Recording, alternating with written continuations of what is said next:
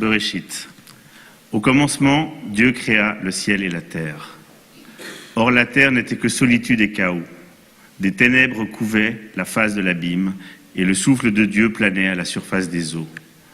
Dieu dit que la lumière soit, et la lumière fut. Dieu considéra que la lumière était bonne, et il établit une distinction entre la lumière et les ténèbres.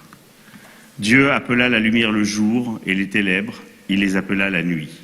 Il fut soir, il fut matin, un jour. Dieu dit qu'un espace s'étende au milieu des eaux et forme une barrière entre les unes et les autres. Dieu fit l'espace, opéra une séparation entre les eaux qui sont au-dessous et les eaux qui sont au-dessus, et cela demeura ainsi. Dieu nomma cet espace le ciel. Le soir se fit, le matin se fit, second jour.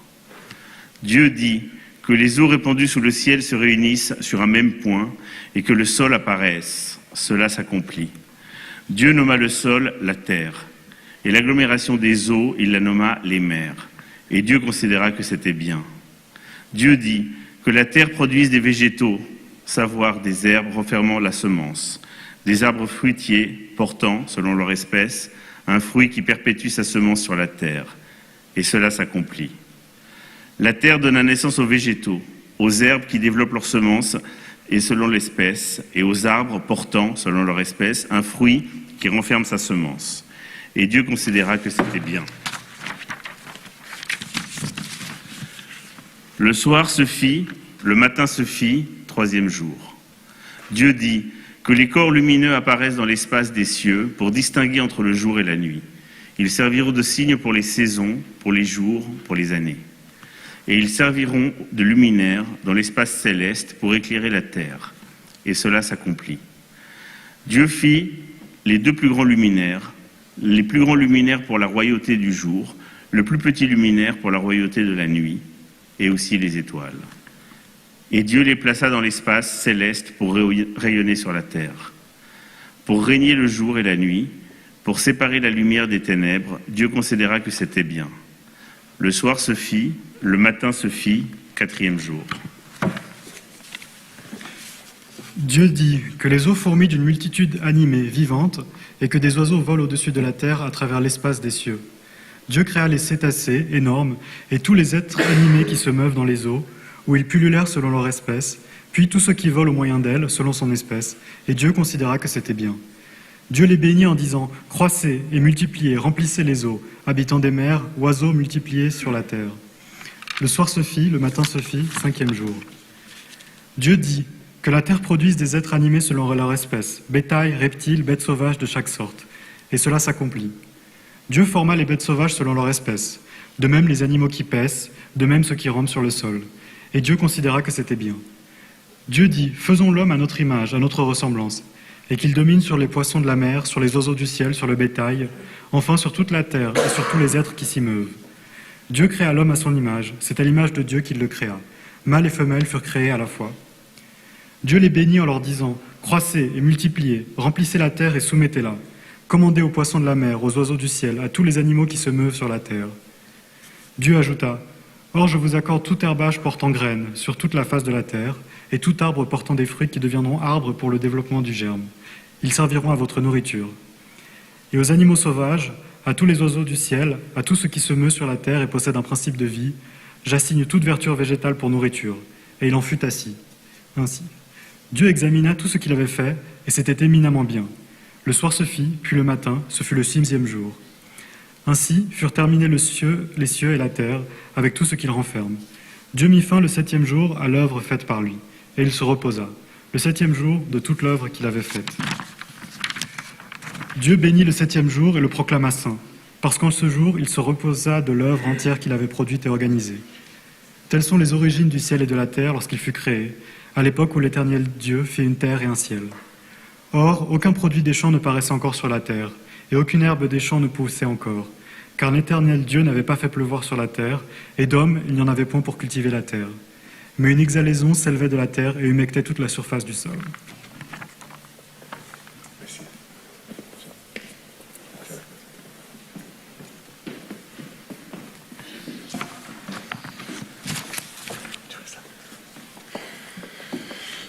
Pour l'explication de la paracha Bereshit, il faut attendre le drasha le Tessie demain matin, et bien sûr le cours de Benoît à 9h le matin, ici à O'Gill. Et pour moi, ce soir, je vais vous raconter une histoire. Il y a 20 ans, à Budapest, il y avait environ 25 shuls en activité qui avaient survécu à la Shoah et aux années de communisme.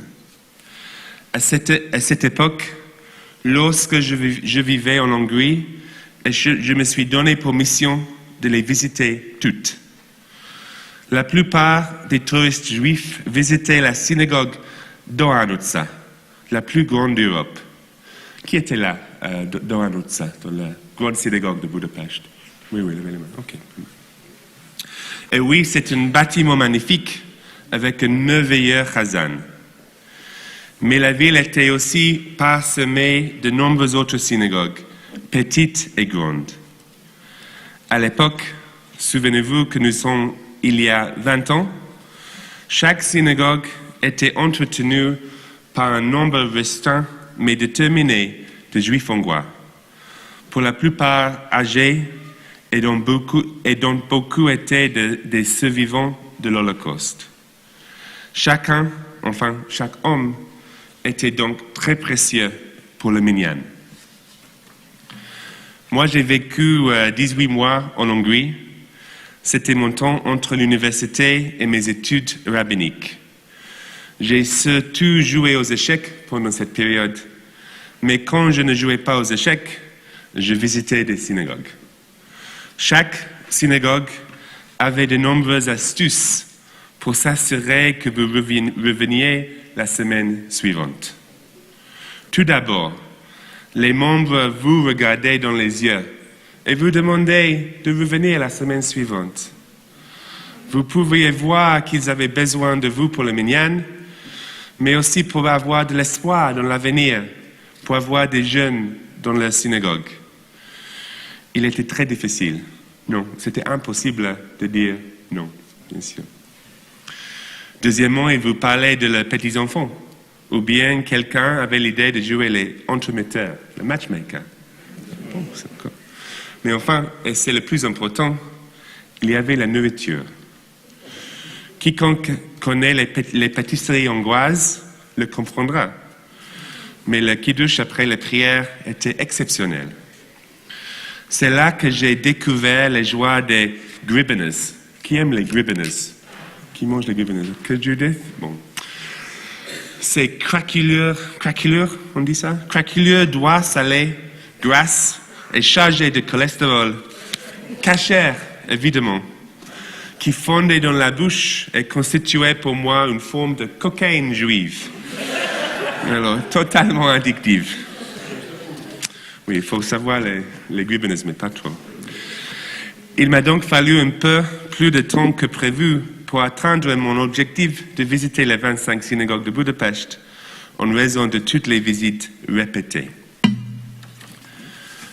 Comme je le disais il y a 20 ans, je me suis retrouvé à visiter avec une amie pour la première fois la synagogue de Telekiter, du côté de Pest de la ville. Il s'agit d'une petite synagogue située au rez-de-chaussée d'un immeuble d'habitation en bordure d'une place de marché.